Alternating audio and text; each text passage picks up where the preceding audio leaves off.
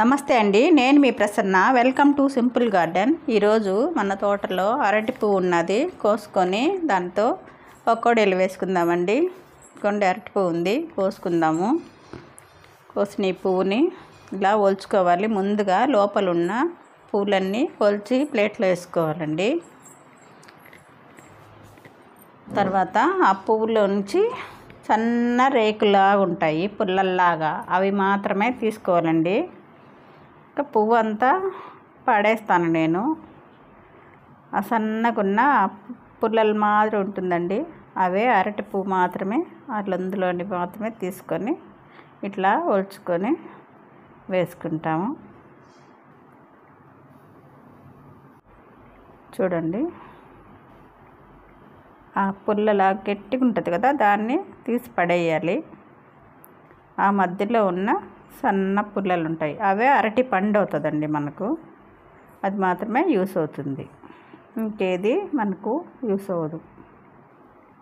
అది ఆ పుల్లలు మాత్రమే వేసుకోవాలి. ఇలాగా ఒలుచుకొని అన్నీ మొత్తము మనం పెట్టుకోవాలండి. దాంతో పకోడీలే కాదు, కూరలు కూడా చేసుకోవచ్చు.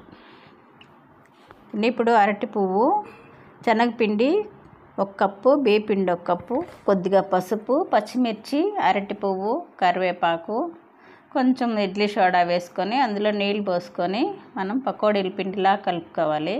కలుపుకున్న దీన్ని బాగా కాగిన నూనెలో ఇలా చిన్న చిన్న పకోడీలు వేసుకోవాలండి.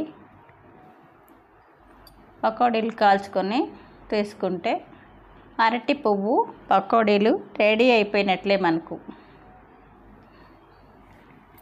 సలసల మరుగుతున్న నూనెలో వేసుకొని బాగా ఇలాగా నెమ్మదిగా కలుపుతూ 2 వైపులా తిప్పుకుంటూ కాల్చుకోవాలి. అరటి పువ్వు పకోడీ. Thanks for watching. ఈ వీడియో నచ్చితే లైక్ చేయండి, మీకు తెలిసిన వారికి షేర్ చేయండి. ప్లీజ్ సబ్స్క్రైబ్ చేసుకోండి.